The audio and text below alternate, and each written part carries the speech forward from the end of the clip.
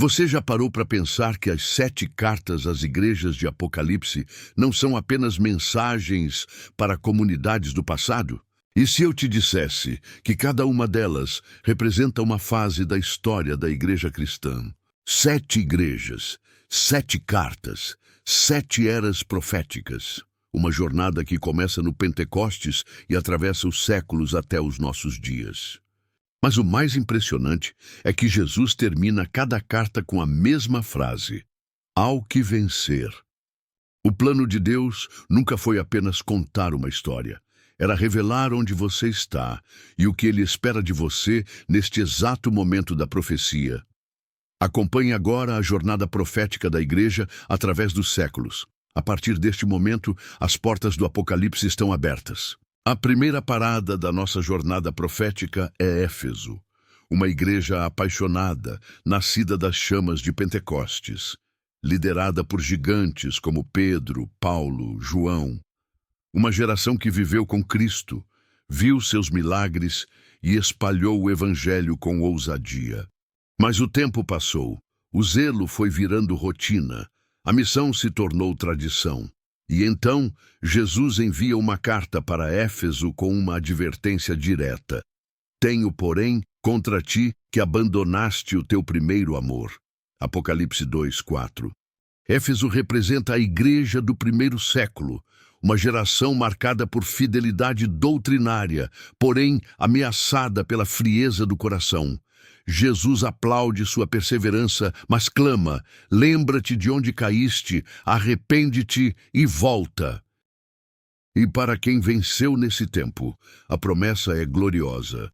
Darei o direito de comer da árvore da vida que está no paraíso de Deus. Apocalipse 2:7. Uma promessa que ecoa desde o Éden, comunhão eterna restaurada. Personagens históricos como o apóstolo João ainda estavam vivos nesse tempo. João, já idoso, escrevendo em Patmos essa carta, com lágrimas nos olhos, para os irmãos de Éfeso que ele tanto amava. Éfeso foi a igreja que plantou o Evangelho, que preparou o caminho, mas até ela foi chamada ao arrependimento, porque o amor, sem renovação, esfria. A pergunta é: e nós? Ainda temos o fogo do primeiro amor ou estamos com o coração vazio? Jesus está chamando Éfeso e cada um de nós de volta ao centro. Ele mesmo. A próxima carta é para Esmirna, uma igreja pobre, mas rica, uma igreja perseguida, mas fiel. Aqui o cenário muda. As tochas de Nero ainda queimam no Coliseu. O Império Romano declara guerra aos cristãos. Ser de Cristo custa caro. Policarpo, discípulo direto de João, pastoreava a igreja de Esmirna. Aos 86 anos foi queimado vivo e se recusou a negar a fé. Durante 86 anos servi a Cristo. Como posso agora blasfemar contra o meu rei? Jesus não repreende Esmirna. Ele apenas encoraja. Não temas as coisas que tens de sofrer. Sê fiel até a morte e dar-te-ei a coroa da vida. Apocalipse 2:10. Esmirna representa a igreja perseguida dos séculos II e III. Homens e mulheres que preferiram perder tudo, até a vida, a negar Jesus. A coroa da vida prometida aqui aponta para a eternidade com Cristo, a vitória final sobre a morte. O império tentou apagar a chama, mas Esmirna brilhou mais forte. Quanto mais matavam, mais o evangelho crescia. A recompensa? A coroa da vida. Literalmente vida eterna incorruptível, uma herança que nem o fogo nem a espada podem roubar. Chegamos a Pérgamo, uma cidade de cultura refinada, mas espiritualmente sombria.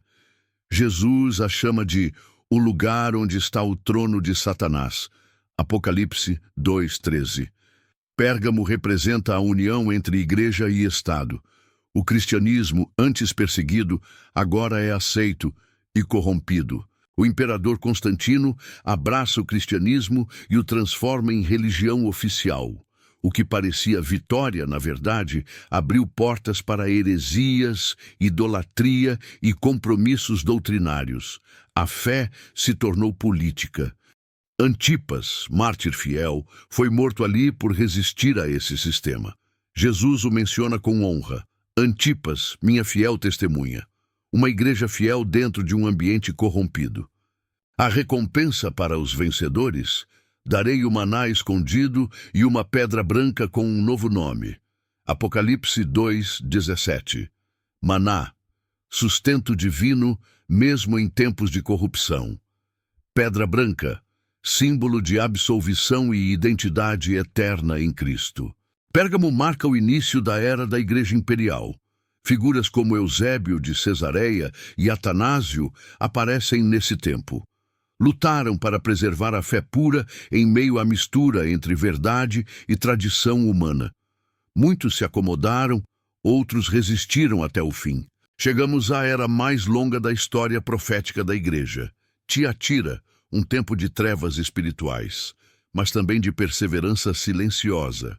A cidade de Tiatira era conhecida por seus artesãos, tintureiros, ferreiros, tecelões.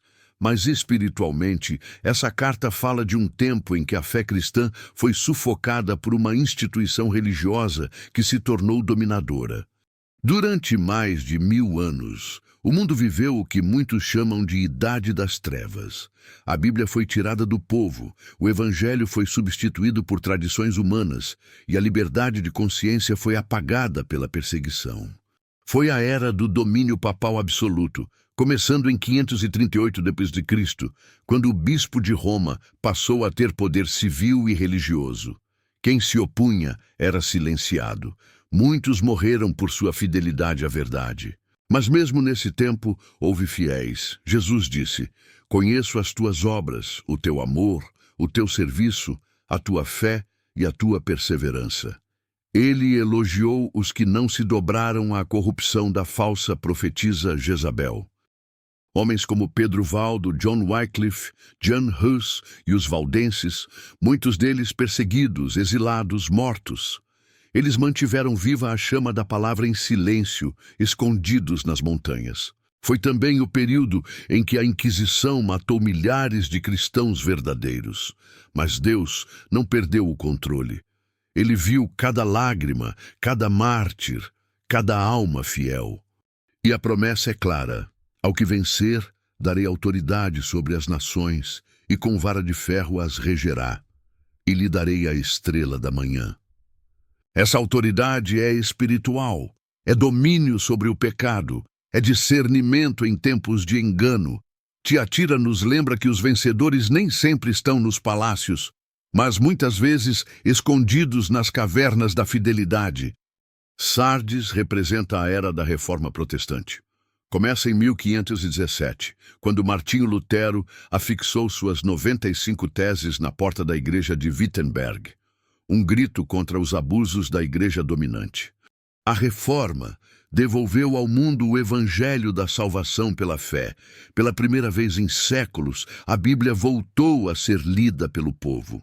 Mas com o tempo, muitos reformadores pararam no meio do caminho. Criaram sistemas religiosos que romperam com Roma, mas mantiveram o espírito de controle e tradição.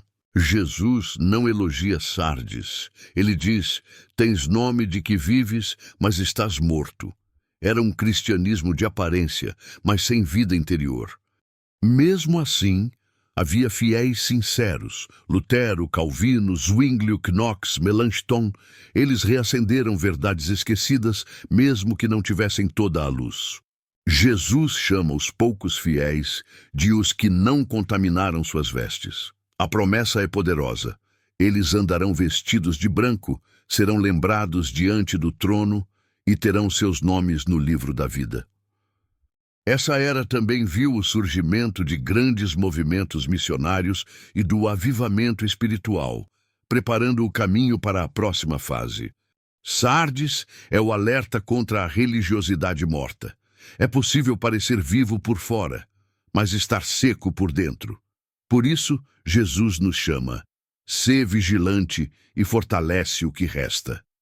Filadélfia, a igreja do amor fraternal, a era das grandes missões. Jesus disse: Eis que diante de ti pus uma porta aberta e ninguém a pode fechar. Apocalipse 3:8. Era o momento da maior expansão do Evangelho desde o Pentecostes. Essa era começou em 1755, marcada pelo terremoto de Lisboa, um aviso profético do tempo do fim. Logo, vieram o escurecimento do sol, 19 de maio de 1780, e a queda das estrelas, 13 de novembro de 1833. Sinais no céu que cumpriam as palavras de Jesus em Mateus 24:29. Jesus elogia Filadélfia. Guardaste a minha palavra e não negaste o meu nome. Apocalipse 3:8. Enquanto outras igrejas institucionalizavam a fé, Filadélfia vivia o evangelho com simplicidade e fervor.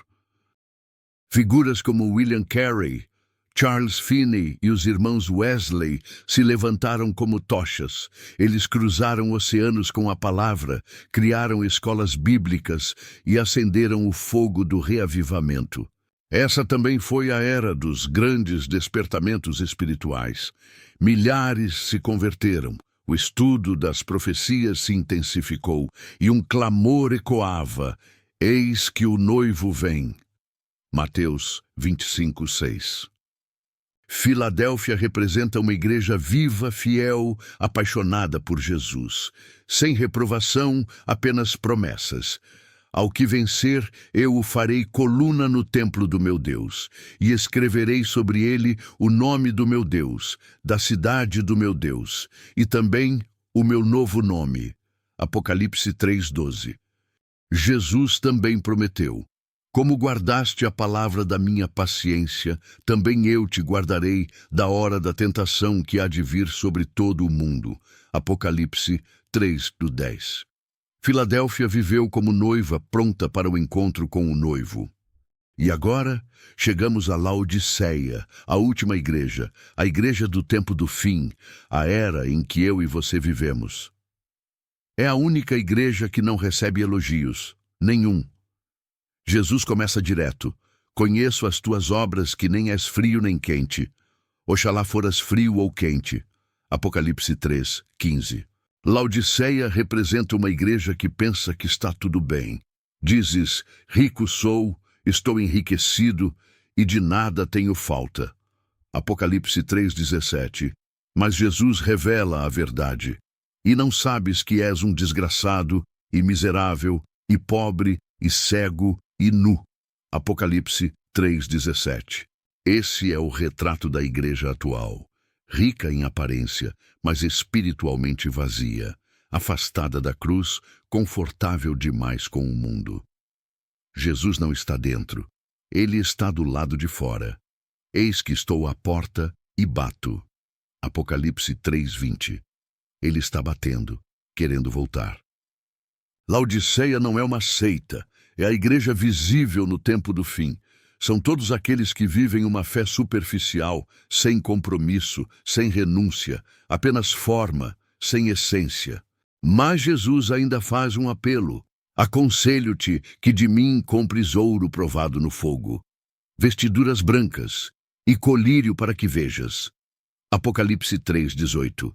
Ele oferece fé verdadeira, justiça real e discernimento espiritual. Cristo está chamando. Eu repreendo e castigo a todos quantos amo. Sê zeloso e arrepende-te. Apocalipse 3:19. É um convite para um recomeço. Mesmo em Laodiceia, ainda há esperança. E então vem a maior promessa de todas: Ao que vencer, lhe concederei que se assente comigo no meu trono. Apocalipse 3:21. O trono da eternidade, reservado para aqueles que não se acomodaram. Essa é a nossa hora. Vivemos o último capítulo da história da igreja. Jesus está prestes a voltar, e Laodiceia é o espelho de cada um de nós.